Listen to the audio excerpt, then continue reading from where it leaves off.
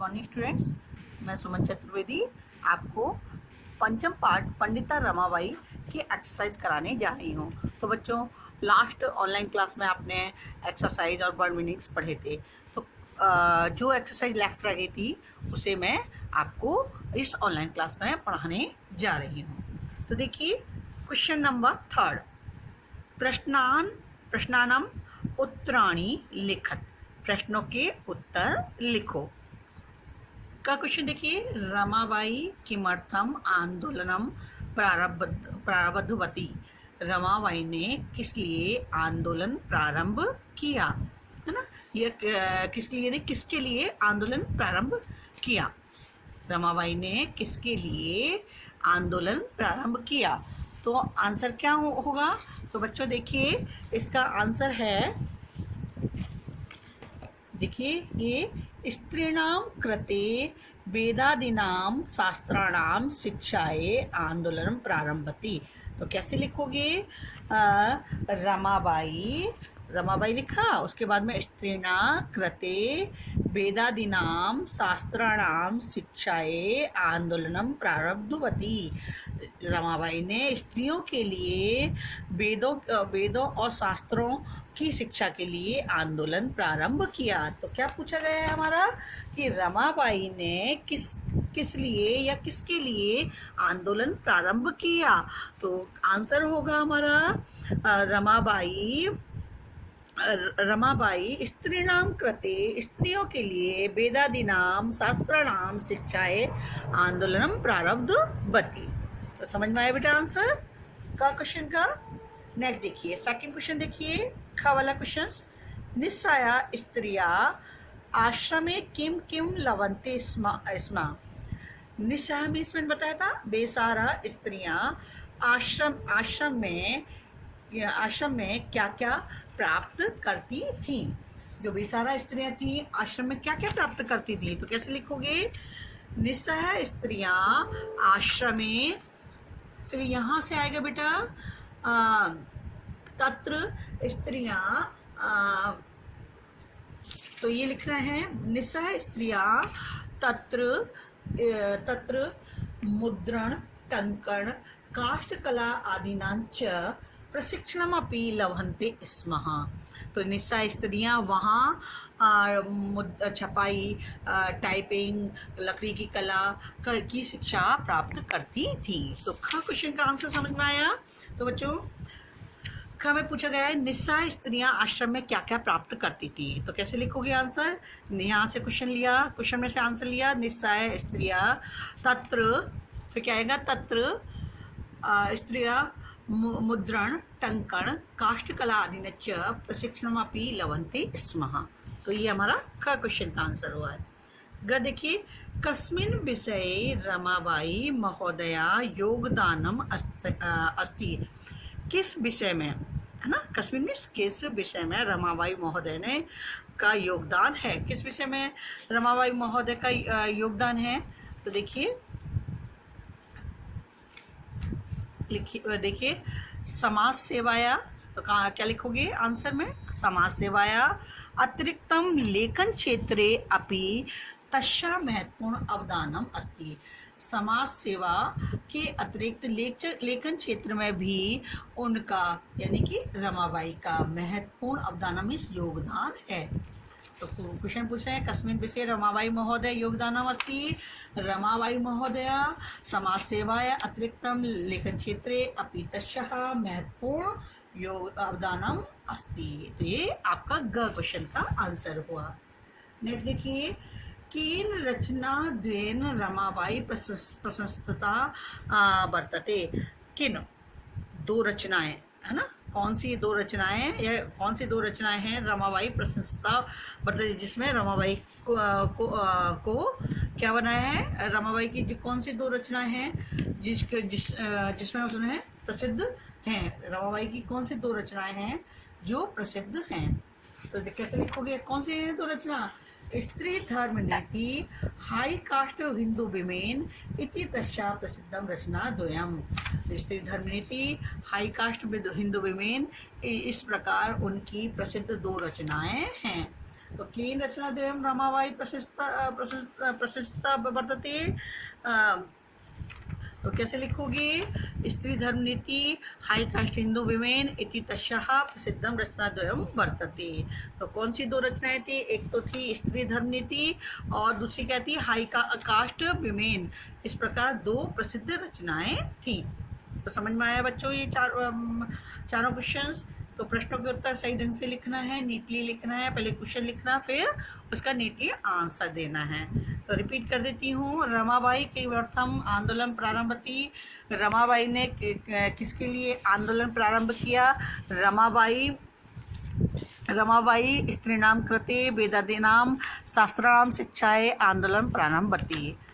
का क्वेश्चन है, निस्सहाय स्त्रियां आश्रम में किम किम लवन्ते।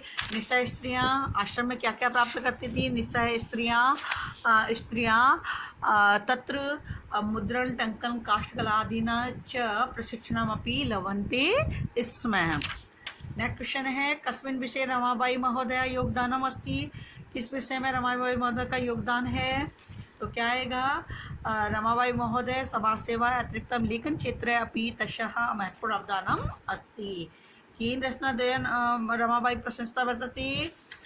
स्त्री धर्मनीति हाई कास्ट हिंदू विमेन इति तस्याः प्रसिद्धं रचनाद्वयं वर्तते। तो समझ में आया बच्चों? ये अपनी नोटबुक में करना है। Question number 3। क्वेश्चन नंबर 4 देखिए मेरे बच्चों। अधोलिखितानां पदानां निर्देशानुसारं पद परिचयं लिखत। नीचे लिखिए पदों को निर्देश के अनुसार पद परिचय लिखना है। देखिए पद दे रखे हैं, ठीक है। पद यानी कि शब्द, इनका मूल शब्द बताना है, लिंग बताना है, विभक्ति बतानी है और वचन बताना है। तो देखिए एग्जाम्पल दे रखा है, जैसे वेदा नाम का मूल शब्द क्या हो गया? वेद।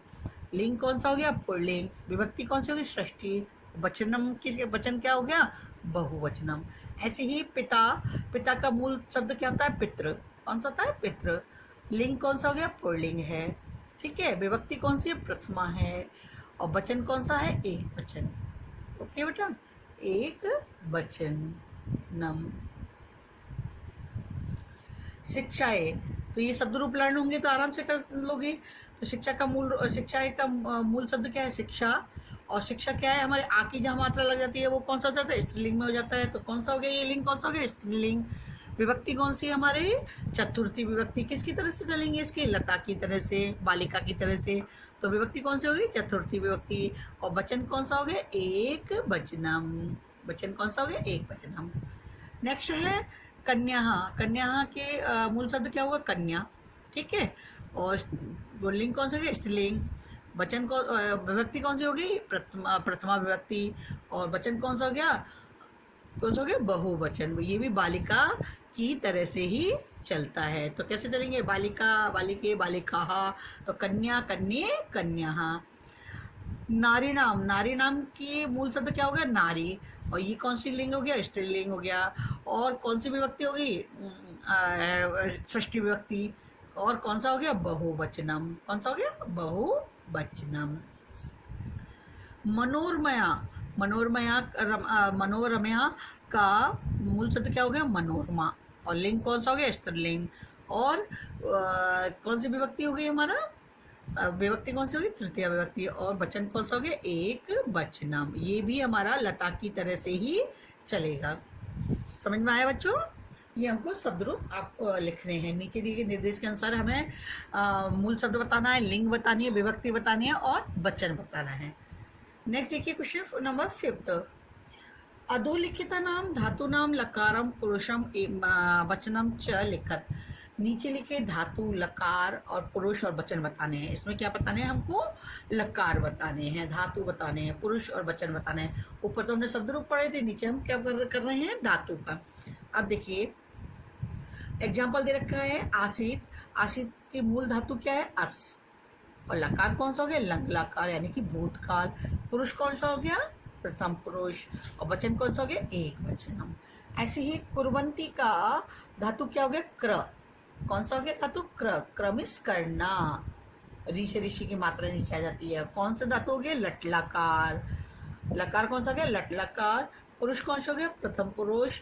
और वचन कौन सा हो गया? बहुवचन। कौन सा वचन हो गया? बहुवचनम।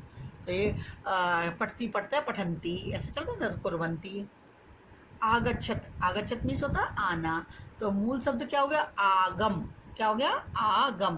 तो कैसे लिखते हैं, आ तो क्या हो गया हमारा उपसर्ग, आ प्लस गम, आ उपसर्ग हो गया, गम क्या हो गया धातु हो गई।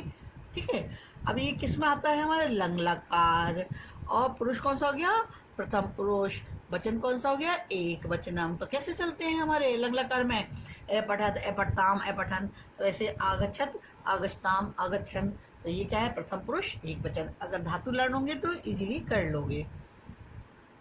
निवसंती, और नी क्या है हमारा उपसर्ग है, नी प्लस बस, निवसंती में रहना रहते हैं, तो नी उपसर्ग हो गया प्लस बस, तो धातु कौन सी होगी बस धातु, बस मीन्स रहना। तो कैसे चलते हैं बस्ती बस्ता वसंती, चलते हैं नहीं चलते हैं लटलकार में, तो निवसंती, तो कैसे चलेंगे निवसती निवसतः निवसंती, तो कौन सा लकार हो गया हमारा तीते अंती जिसमें आता है लटलकार। पुरुष कौन सा हो गया प्रथम पुरुष, वचन कौन सा हो गया अंती आता है जिसमें बहुवचनम। ठीक है बेटा, गमिशंती, तो मूल धातु क्या हो गई हमारी, धातु क्या हो गई गम, और ईशति ईशति किसमें आता है लिटलाकार में, ल पे ऋषि ऋषि का भविष्य काल में, तो लिटलाकार। और पुरुष कौन सा हो गया प्रथम पुरुष, वचन कौन सा हो गया एक वचनम।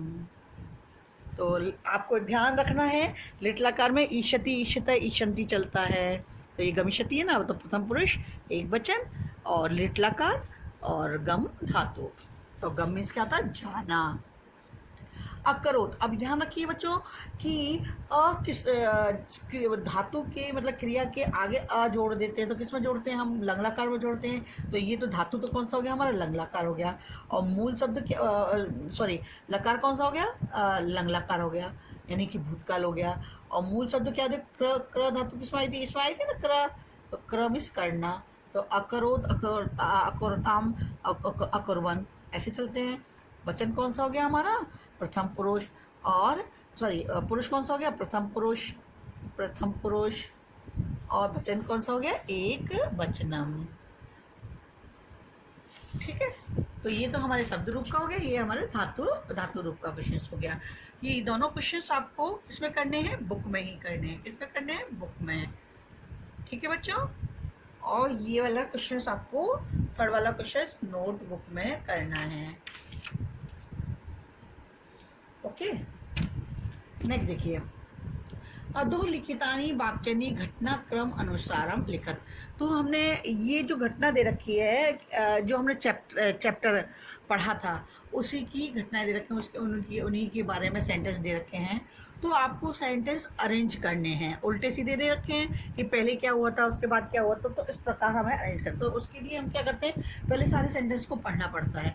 ठीक है, अब देखिए सबसे पहले कौन सा आएगा, 1858 तमे शताब्दी रमाबाई जन्म अलवत। तो सबसे पहला सेंटेंस क्या है, ये नंबर 1, सबसे पहले क्या लिखोगे ये 1858 तमे शताब्दी रमाबाई जन्म अलवत।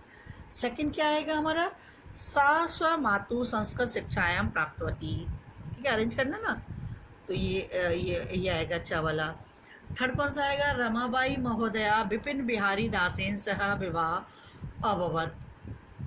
फोर्थ, स उच्च शिक्षार्थम इंग्लैंड देशम गतवती। फिफ्थ, सा मुंबई नगरे शारदा सदनम अस्थापयत। सिक्स, 1922 तमे शताब्दे रमाबाई महोदय निधनम अभवत। 1922 यानी 1922 में रमाबाई का निधन हो गया। तो देखिए उल्टा सीधा दे रखा है आपकी लाइन है, आपको अरेंज करके लिखनी है। सबसे पहले ख वाला आएगा, सेकंड नंबर पे च वाला आएगा, थर्ड नंबर पे क वाला आएगा, फोर्थ नंबर पे ग आएगा, फिफ्थ नंबर पर ड आएगा, और सिक्स नंबर पर घ आएगा। तो बच्चों ये भी आप अपनी नोटबुक में करना है।